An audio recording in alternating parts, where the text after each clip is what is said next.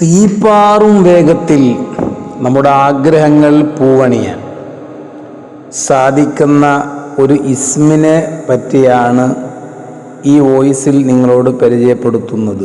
ഈ ഇസ്മും അതുപോലെ ഈ സ്വലാത്തും ഈ നിർദ്ദേശിക്കുന്നത് പോലെ നിങ്ങൾ ചൊല്ലിയാൽ നിങ്ങളുടെ ഏത് ആവശ്യവും തീപ്പാറും വേഗത്തിൽ അല്ലാഹു സുബ്ഹാനഹു വ തആല സാധിപ്പിച്ചു തരും. മറ്റൊന്നുമല്ല, അള്ളാഹുവിൻ്റെ ഉദാത്തമായ ഇസ്മുകളിൽപ്പെട്ട ഒരു ഇസ്മാണ് യാ സ്വമദു യാ അല്ലാഹ്. യാ സ്വമദു യാ അല്ലാഹ്. യാ സ്വമദു യാ അല്ലാഹ്. ഖുൽ ഹുവല്ലാഹു അഹദ്. അല്ലാഹു സ്വമദ് എന്ന് പറയുന്ന ആയത്തിലുള്ള സ്വമദ് അതുപോലെ ചൊല്ലണം. അതുപോലെ സ്വമദ്, സമദ്, സമദ്, ഷമദ്, ഇങ്ങനെ മഖ്റജ് ഉച്ചാരണം മാറിപ്പോയാലും അതിൻ്റെ ഫലം, അതിൻ്റെ ഗുണം ലഭിക്കുകയില്ല. സ്വാദ് അപ്പോൾ സ്വമദ് എന്ന രൂപത്തിൽ പറയാതെ ചെയ്യേണ്ടത് ഇങ്ങനെയാണ്. ആദ്യമായി അറിയുന്ന 3 സ്വലാത്തുകൾ ചൊല്ലുക.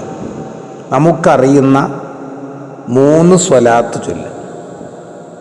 എന്നിട്ട് അതിനുശേഷം 111 തവണ യാ സ്വമദു യാ സ്വമദു യാ സ്വമദു എന്ന് ചൊല്ലുക. യാ സ്വമദു എന്ന് മാത്രം ചൊല്ലിയാൽ മതി. സ്വാദ്, മീമ്, ദാൽ. അത് കഴിഞ്ഞ് ഒരു 3 സ്വലാത്ത്, അറിയുന്ന ഏത് സ്വലാത്തും പറ്റും, ഒരു 3 സ്വലാത്തും കൂടി ചൊല്ലി അള്ളാഹുവിനോട് ദുആ ചെയ്യുക. ഇങ്ങനെ നമുക്കെന്താണോ ആവശ്യമുള്ളത് ആ ആവശ്യം അതിനുശേഷം നമ്മൾ ചോദിക്കുക.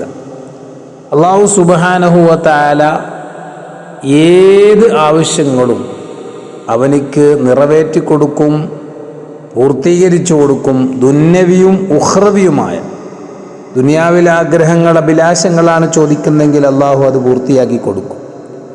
ആഖിറത്തിലെ ആഗ്രഹങ്ങളും അഭിലാഷങ്ങളും എന്താണ് അവനിക്ക് ആവശ്യമായി അള്ളാഹുവിനോട് ചോദിക്കുന്നത്, അത് അള്ളാഹു അവനിക്ക് സാധിപ്പിച്ചു കൊടുക്കും. അള്ളാഹു സുബ്ഹാനഹു വ തആല അനുഗ്രഹിക്കുമാറാകട്ടെ.